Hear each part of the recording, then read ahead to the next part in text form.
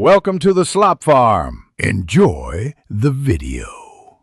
You start by confirming two essentials: device power and current credentials. Once done, open Settings and tap Privacy or Security. This is where the password lives. You will see an Enter Privacy Password prompt. Do not exit. Tap Change or Manage Password right away and prepare to re-enter the current password when prompted. You do this so the system verifies you are authorized. Make sure to keep recovery options visible, because you may need them if the change does not complete. You'll now verify identity by entering the current privacy password. This step prevents unauthorized changes. After verification, select Create New Password and type a strong password. Use at least 8 characters with letters, numbers, and a symbol for resilience. Once entered, confirm it exactly. Small typos break access.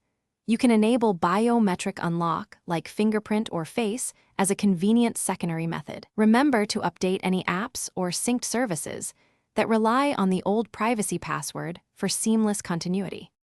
Once you confirm the new password, test it immediately. Lock the private area and enter the new password to verify access. You should also update any stored credentials, save the password in a trusted manager, and note recovery phrases. If something goes wrong, do not panic. First attempt the recovery option offered in the prompt.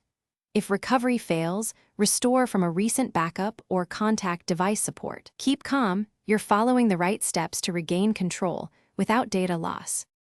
Thanks for watching. Consider subscribing if we helped you today.